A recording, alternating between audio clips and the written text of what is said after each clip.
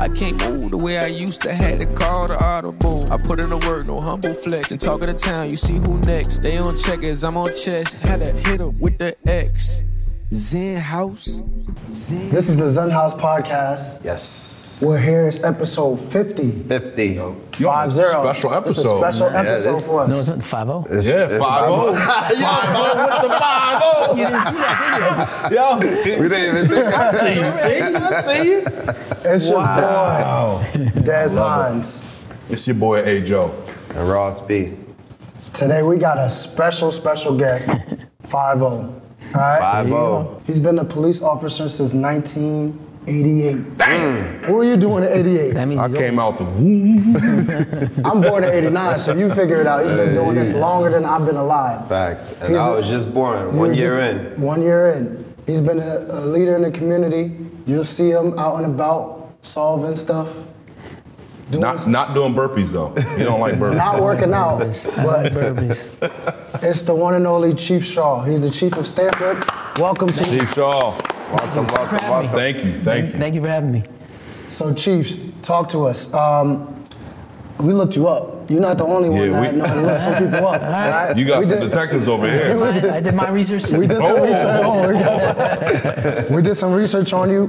The number one thing that popped out to me when I looked you up was, obviously, you've been doing this for so long, longer than I've been alive. When did you know that this was your calling, and what got you into being a police officer? Well, funny story. No interest at the beginning. I was just up at UConn. It was year 3, having a good time like college kids do. And my brother-in-law was a cop here for a couple of years and said, why don't you take the test? And because I wasn't sure what my plan was next, you think about what you're going to do. Most of my family was on a railroad. They worked down there. I didn't want to do that. And so I took a police test just to see. And went down to Stamford, 1988, like you said. Did the academy for 6 months, and really got into it. I mean, I really enjoyed it. Started up in the village, up in the V, with Silas, as you guys all know, Cy, who's now one of my assistant chiefs. Him and I were partners. We came on together. My career kind of went towards the narcotic field. I really enjoyed that part of it, trying to like eradicate those issues. Worked undercover early on, so as young as some people said I used to look, I was a baby face at 21 years old, and so I went to a task force up with the state police for about 3.5 years, just buying drugs from Bridgeport down, working with the FBI, the DEA, really feel you make an impact at a young age, and I think that really kind of guided me where I ended up going. Investigations, I ended up being a sergeant in the narcotics squad for a bunch of years. For those that watch this, the old school cats from Stamford, it's the Duke Boys. That's something that people have heard in the past. So we were part of that crew. Show up in jeans and a sweatshirt and just work cases. Right. After that, did that for a bunch of years. Very fortunate to get promoted to a lieutenant at a young age. And then bounced around the department, patrol, and then ended up back in narcotics again. Ended up in the detective bureau, and that's the big room with the major crimes. A buddy of mine became the chief of police, John Fontenot, for a bunch of years. A big community guy, born and raised in Stamford. Took me under his wing. So at that point, assistant chief for a few years, and then I left. I left after about 27 years here in Stamford. Loved it. But I'm a family first guy, and I knew by leaving it would benefit my family at the time. My boy was in high school playing a lot of sports. My daughter was just starting college, and so I went to Easton. So to give you an idea, Easton is about 14 cops, Stanford's about 280. All right, so very different. You know what I mean? Did that for 5, and then the opportunity came back about a few years back to come back here as the chief of police. Now, that was an easy choice for me because I love the city. I love the cops that work here. I mean, it's good stock, and had the opportunity to lead them. That's been the last 3 years. So, yeah, that's kind of like a snapshot. But, I love this town, love the city, and look forward to this conversation. What made you say, all right, I'm going to continue this after 27 years, right? And then going to spend that time with your kid, or kids for 5 years. What made you say, all right, I want to continue in this field and not look and try to like go somewhere else? Yeah, I thought about it. As far as like doing something different. 27 years is a long time. Yeah. Oh, totally agree with you. Yeah. Again, like I said, my idea was not to come back to Stanford. It was not. There was, say, 4 years ago, there was an opportunity for some other people to be the chief of Stanford, and it fell through. So at that time, I'm in Easton, and I'm thinking about what you're saying. All right, how long am I going to be in Easton? I love it here, but, you know, it's not as busy. Like I always say that Easton was the right lane for me, and Stanford's the left lane. Right. Stanford's the left lane all the time, every day. Right. Express. There's a lot more going on. But I think when that opportunity came, it came out of nowhere, right? They called me up and said, would you be interested in coming back? So sat my wife and, you know, kind of thought about it and said, yeah, this could be a good way to go. Yeah. And since then, I think it's been a fun, I got a 5-year contract. I'm in the 4th year. Right. So you'll ask me that question next year about what I'm doing next. Yeah. No, that's awesome, man. I mean, that's huge, though, for her to even continue to support you in this whole process. Yeah. Like, he's been married, I'm married, and he's more recently married. But when you have that support from your wife, it just feels like so much easier. Yeah. You know what I mean? Everything. Now, a question for you in regards to the family and job. How did you balance the two in regards to putting in the hours, the job, because you know you're putting your life on the line, you're putting your hours on the line, you're missing some events with your kids, I'm assuming. Like, how did you know, and how did that work? Yeah, the benefit of me and my family situation was my wife's a teacher. So after we had my daughter Taylor, she went back to school. But then after we had my son Ryan, she stayed home for about 9 years. So those 9 years, I put the hours in. Yeah, I put the hours in heavy. Right. But having the opportunity, that's a blessing, right? That you have the opportunity to make that extra money, so that your wife can stay home. And then she went back to school when the kids were old enough, in that, you know, that time of, say, middle school, high school, and that benefited us too, because now financially you're in a little better position, and that's when I could slide over to Easton and be there. You know, like I said, my son played, you know, 4 years of lacrosse, 4 years of high school, high-level high school football, and yeah, I love being part of it. I mean, I'm a sports junkie. You played sports when you were younger? I did. I played basketball, baseball, football. I did all that. I don't have the storied career like you guys. My high school team, I think, was 2-8 my last 2 years. Do you know what I mean? I was a wide receiver on a running team. Right. Hey, you were holding a lot of this. Right. Yeah. So do you feel like sports kind of created the structure for you to wake up every single day and say, all right, I'm going to work, you know what I mean? And you have to be, like being a police officer is grueling, right? Like you put in a lot of hours, right? Do you feel like that played a major role into you being super structured? I think I'm gonna pivot. To me, it's growing up in a family of, I'm one of 8 kids. I'm number 7. Oh, wow. Right? So at 17 years old, while I'm playing football, my dad dies of a heart attack in 45 minutes. No warning. Wow. So now my mom has to raise 8 kids, right? And she's a waitress. So this is not there's no big money story here. No. My dad worked the railroad, worked hard, passed away at 56 years old, early, with no warning. Right. So now you're 17 years old, right? You lost your dad. Your mom's a waitress. That's the structure. Yeah. You either gotta figure it out. You gotta make it. Fight or flight. Fight or flight. Fight or flight. So I work hard, play hard. So yeah, that's where my structure came from. So you learned at a young age to be an adult. No question. You know what I mean? Yeah, and being number 7 of 8, the older siblings are kind of already doing the thing. Right. You know what I mean? You're a high school senior. And all of a sudden you're saying, all right, this wasn't the path I thought I was going to take. Yeah. But I mean, that translates into your work life. No doubt. You don't know what you're going to get into, but you have to just figure it out. You got to make sure you get home to your family, but at the same time, you got to make sure whoever you're out there on the field with, just like in sports, they're all taken care of. You're the captain of the team, right? On a football team, you're the captain. You got to make sure the other 10 are doing what they're supposed to do, but you're also watching them, because if they're having if something's going wrong, it's not necessarily the game. It might be something else. That's what you ought to get. And that's what my job is. As the chief of Stanford, I got to make sure my people are right.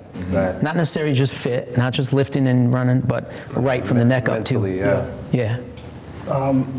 I see that when I did my research on it, I see that you graduated from the FBI Academy. Yeah, so that's a unique opportunity. When you get to a higher level, like a lieutenant or a captain, they have this regional, the entire country, like 3 or 4 people from each state go down to Quantico, Virginia, and they train for 3 months. It's like executive training. Okay. I loved it. I mean, I loved it because there's a heavy emphasis on fitness, but it's a great networking. Yep. So yeah, and that was at a time. Yeah, this is going to be like a sob story, but my mother passed in 2006. The week before the FBI Academy. You mentioned that. So once again, family comes into play. Yeah. But yeah, I think that was a great executive training for people at a high level. It gives you an idea of how to lead, because the people that come in, and 3 months is a long time to do anything. And I'm not an academic guy, so that's a long time. I could do a 1-week course. 3 months is a long. We have a couple of our athletes now that are potentially going to be in the FBI. We can't say no names, obviously. Well, we have one of our friends that is an FBI agent right now. FBI agent now, and local. He grew up. We all went to high school together, and he's been in for how many years now? Beautiful. You've had a he's parent, been in for right? a long time. Yeah, got parents. They move a different way. Yeah, just put it that way. They move a very different way, and you can tell once you meet them. You can tell there's like, oh. Yeah, all right, I'm not messing around with you. That narcotics, when we were doing that's probably when you work the most with the federal government. So, because they have resources that we don't have. Yeah. Straightforward, straight to the point. So with that, the FBI Academy and you doing your basic training, what would you say was more difficult, the physical aspect or the mental aspect that comes along with down there? Down there just in general? In general, no. I think for us, it's just, find out what the current trends are. Make sure everyone knows what the current trends are, because you can't fall behind. So I'll give you an example. I leave for 5 years, right? I go to Easton. It's a town that's not as busy. It's not as much going on. However, it gives me opportunity to see what other departments do. Because when I'm in Stamford, we're the top department. We got everything. We got bomb squad. We got SRT. We got everything. But then when you go to a different department, you get to see what else, is there something I'm missing? Right. So when I came back 5 years later, I was like, we need to increase our behavioral health unit. Now that's not rough and tumble, that's not tactical, that's not SRT, but there's more mental health calls in this city than there ever was post-COVID. So stay ahead of the game. Train the officers, right, about how to deal with these people. Change the way we do things, because you listen to what the community says, and hopefully you see results down the road. And a couple of those, I'll give you an example, a kid's having a bad day and the parents call up and say, hey, he's having a bad day, he's depressed, he talked about doing something to himself. In the past, we would have 2 police cars, an ambulance, and the sergeant would come. So 3 cars and an ambulance. So your kid's having a bad day, and all of a sudden there's 3 police cars, your neighbors are watching, and you know what I mean? And they don't want to see the person in the uniform to begin with. So we worked a deal out with EMS in Stamford and said, listen, if it's just that call, and there's no safety issue, go by yourself. We'll be staging, because we're going to make sure our EMS is safe, but we're going to stage, and that'll be just a few less calls that they see us on. That's a different way of dealing with a mental health situation. That's at a lower level.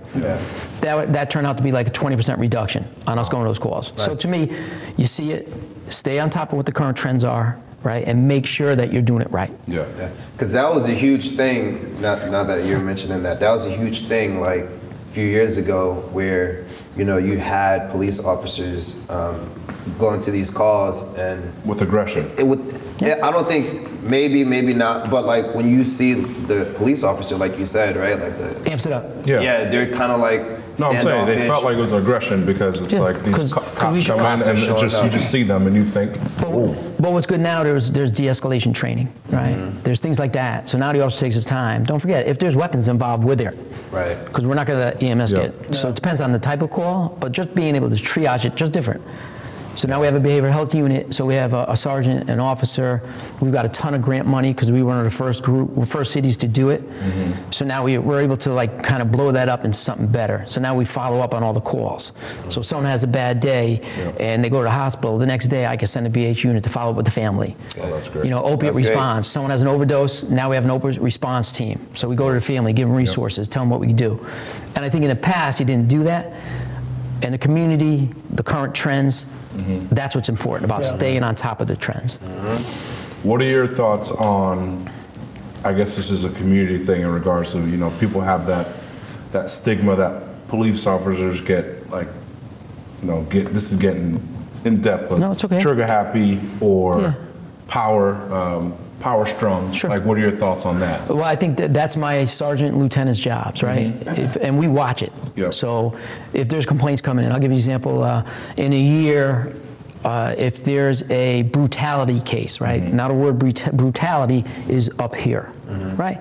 If someone's one of my guys having a bad day on a road job and he says foul language, well, that's wrong, but it's not brutality, right? Yep.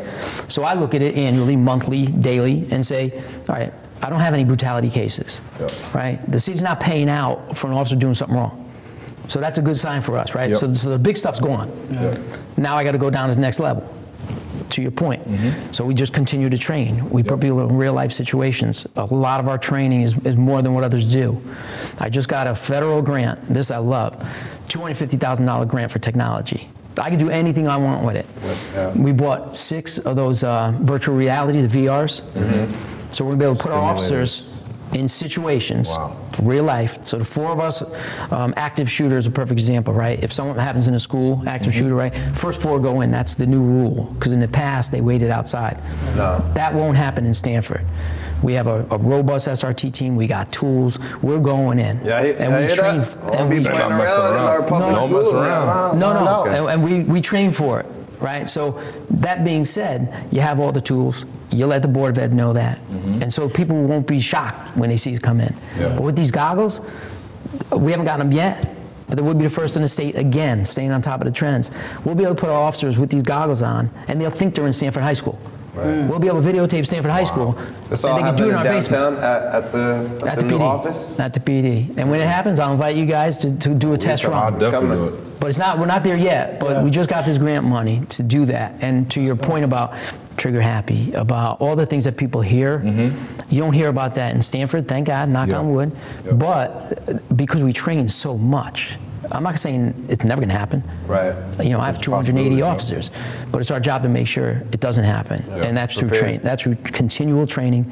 And I'm telling you, this new one, I'm going to bring you guys down. Definitely. You're going to have fun with it. For it. All right, so we'll do an even trade-off. Please. We have the whole force come here, do a full workout, see if they're really in shape. SRT team come here. No, see if they're really in shape, and then we'll go over there. How about that? That's a deal. That's good. And wait to get you trained. I can't wait. Willie, I want you, Willie. Come on. Well, you got to tell them how it started. How did it start? So we started working together with the Boys and Girls Club as collectively before we actually 2020. Yeah, before we actually officially launched Xenhouse. So we weren't officially Xenhouse yet. I don't think we even came up with a name yet. No, I don't think so.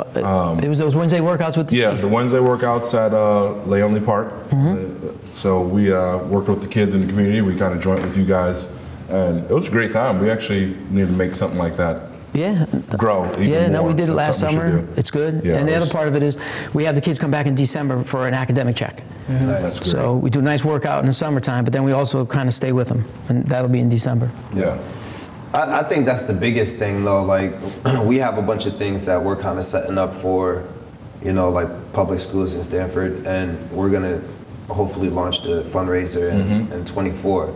But it's like, the biggest thing is keeping up with the kids. Consistent with you can't do something one time and then think that they're gonna, instantly progress. It takes time. You know what I mean? So that's awesome. That's dope. Yeah, no, it's important, and like we have. We have so many different things now. With the boys, with the PAL Center out there over on the west side, we have boys and girls leadership programs. We're doing a lot of good things up there, so it's going to be fun. So, talking about community, how big is community to you and your philosophy? Everything. Everything. And my team knows that. I'll give you an example. After the murder of George Floyd, right? The community's outraged, as they should be. We're outraged. Because we don't want to be, no one wants that broad stroke, right? About someone in Minnesota did something, or someone did something else, and now they're coming down on me. So those workouts came from the marches up in my building.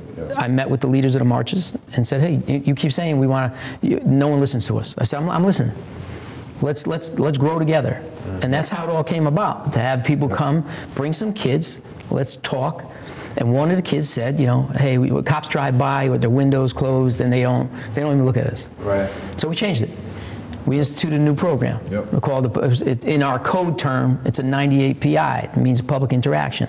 Nice. So we made the officers get out of the car, meet with people, and then, you know, don't just drive by. Yeah. I think and again, it's results driven. So did they do it? How do I know?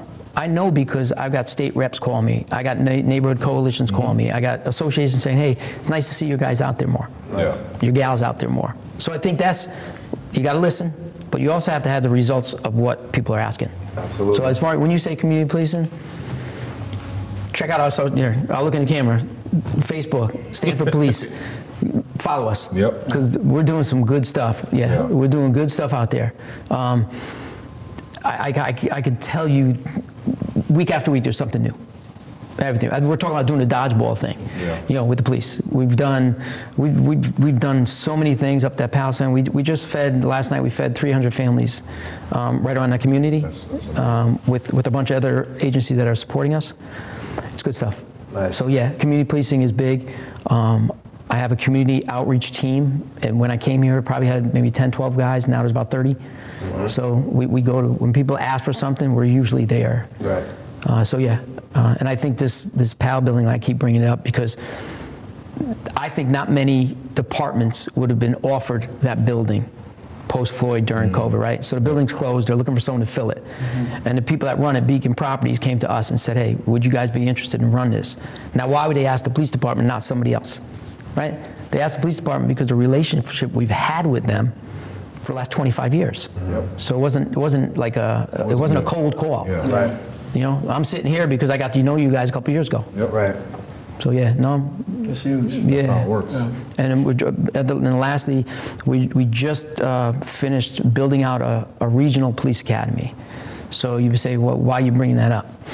I'm bringing it up because now we're going to start giving a police test every 6 months, right? It used to be every 2 years. But what you get to tell the people in the community is, you're not going up to Hartford, Waterbury, Bridgeport, Merritt. You're coming here.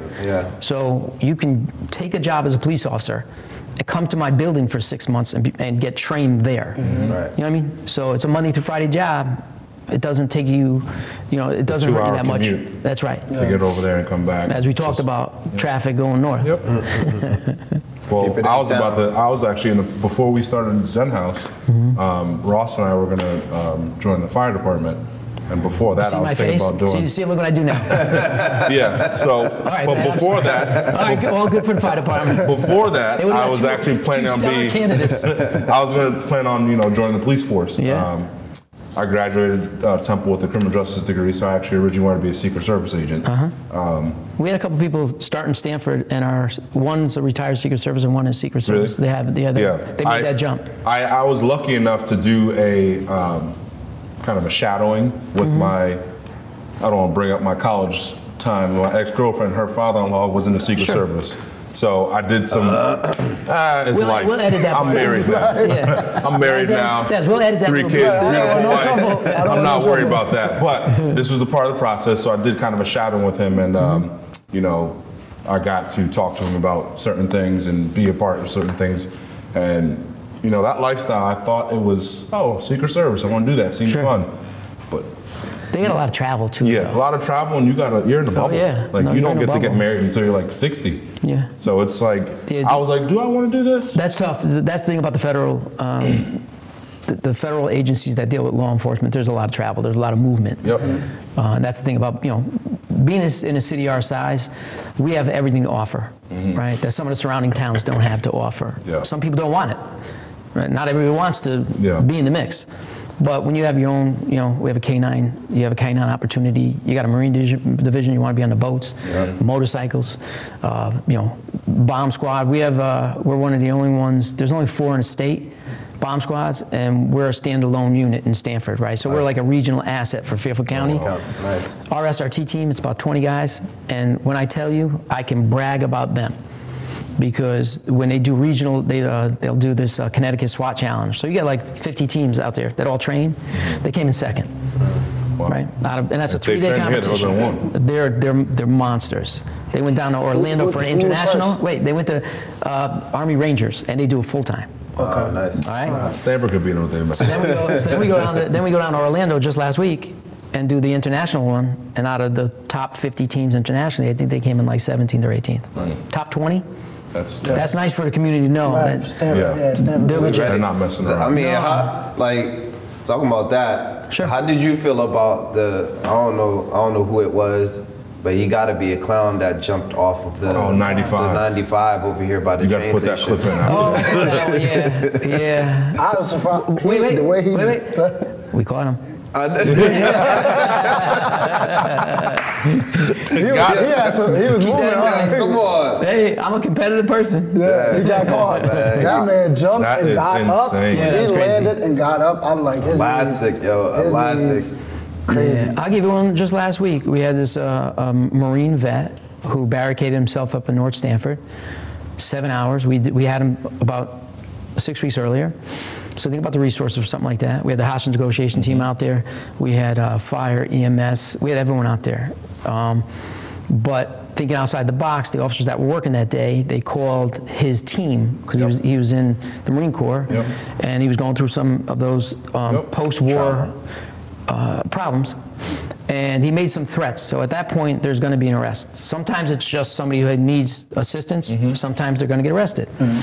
So we had the family there. We had some Marines there talking to him. So we finally get him out. Gets arrested, ends up in jail. But now we pivot and we go, all right, how are we going to help him? Right? We don't just leave. So then our behavioral health team meets up with the VA up in West Haven. We talk to the court, so he goes to court, and we make sure he gets, like, we call it a warm handoff. So this individual who needs help, he's got a crisis. So we use the court to make sure that he goes, right? So now there's some stipulations behind it. And then once it was over, we drove him to West Haven to get him admitted into it. So just examples of, those big calls, but what do you do after that call? So it doesn't happen again. You know what I mean? So that's just an example of what you're saying. That's great. I got another question. Sure. How do you go to work, come home, and be the husband, son, father? How do you separate that? Also, how do you something going on at home? How do you not bring that into work? That's a good question. That's a deep question. That's deep. And there's had that next, there's but time.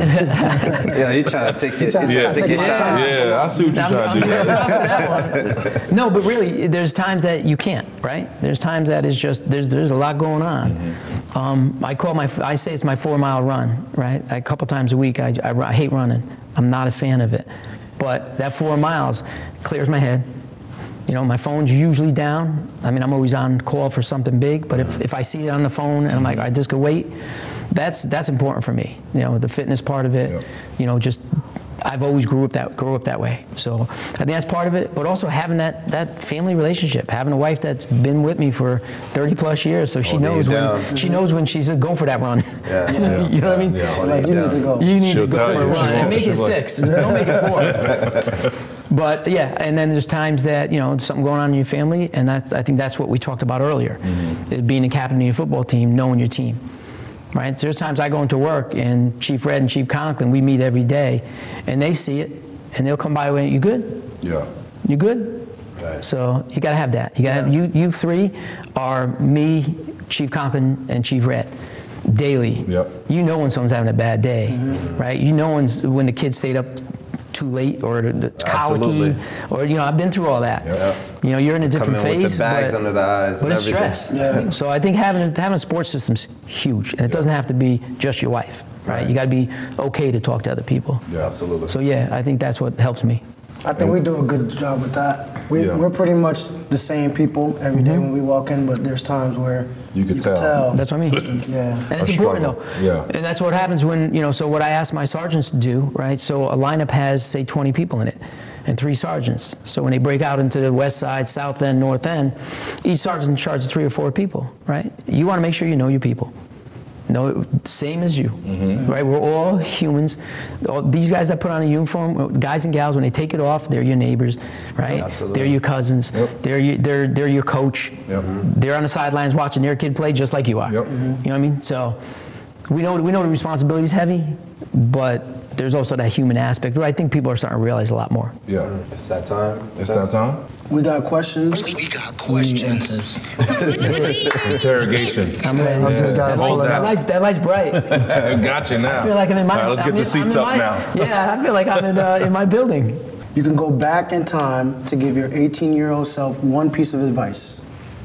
What are you going to say to yourself? No shortcuts. Don't take shortcuts. I always say to my kids, work hard, play hard. Right. So I would say, don't take the day off, right? No matter what it is. If you're studying, when you try to study to be a sergeant, study to be a lieutenant, it's a written. And you got to study for like 3 months because you want to score high in that test. You take a couple days off, the other person's not taking those days off. Yep.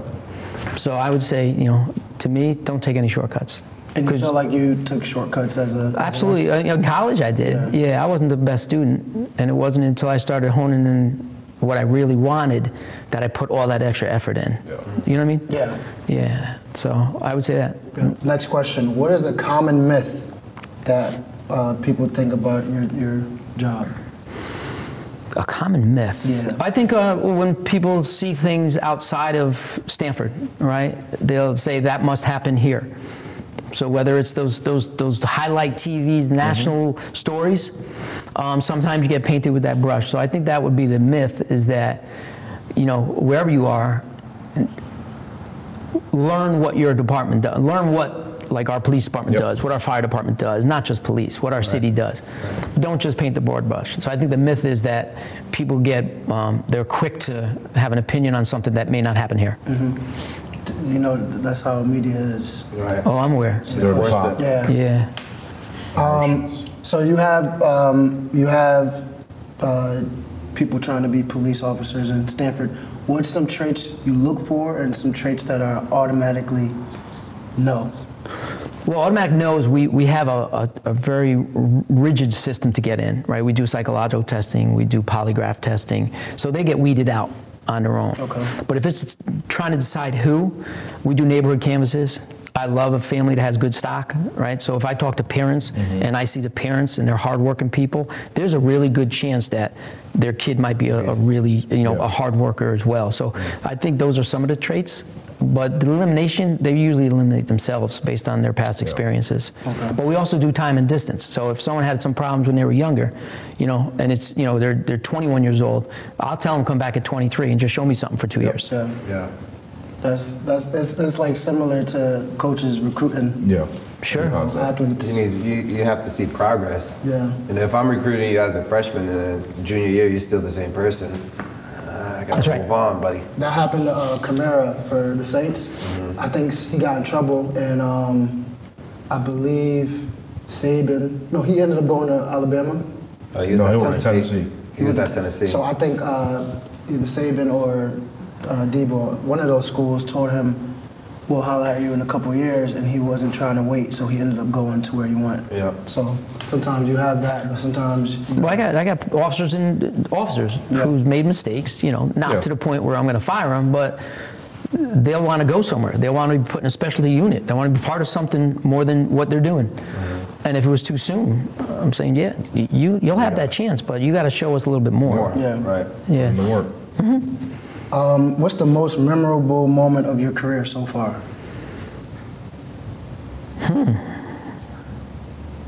Don't say meeting us. You don't have to put that in there.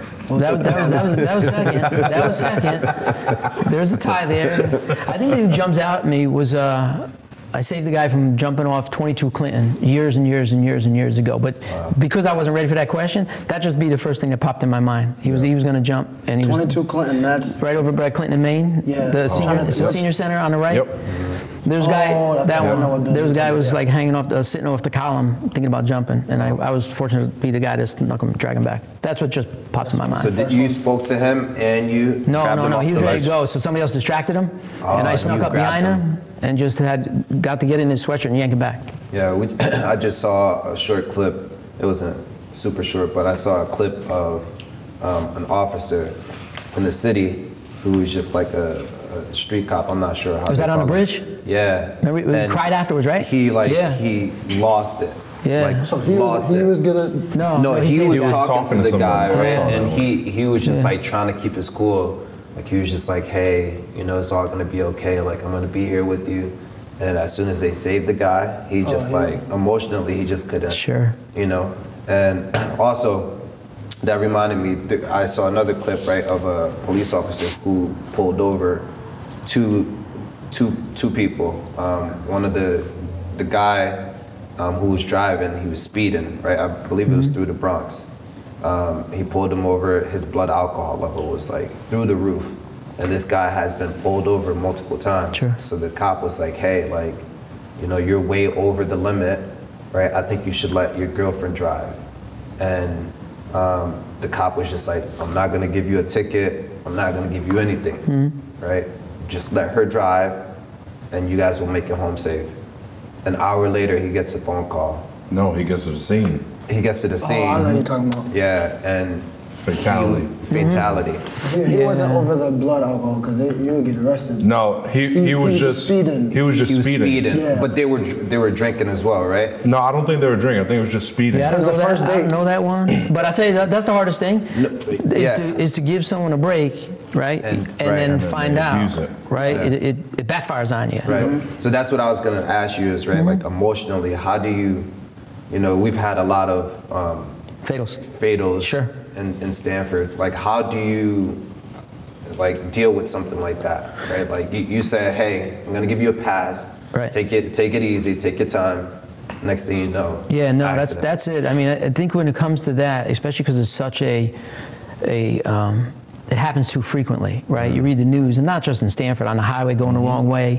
You know, there's a lot going on. So it baffles my mind that in the days of Ubers and Lyfts and right.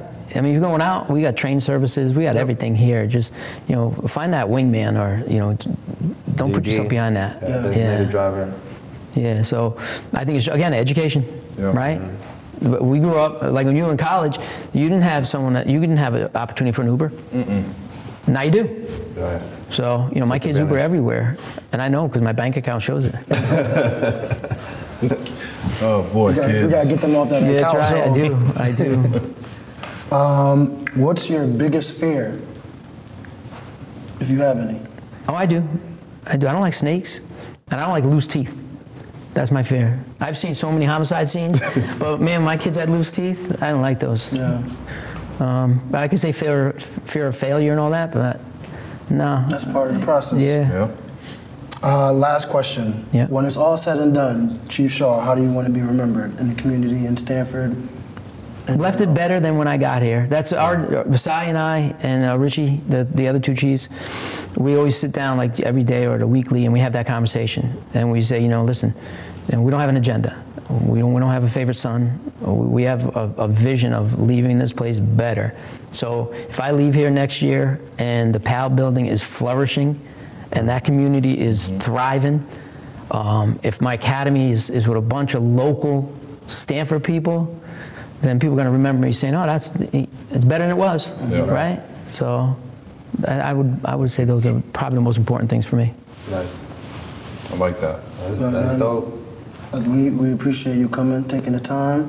I think it was a good conversation. You guys got anything else? Tell the folks like how to get in contact with like the If there's any PD, events if there's coming like up. hiring and stuff like that. Yeah, I always going say our Facebook page is really, it's robust. It's better than it used to be, and I have a lot of people running it.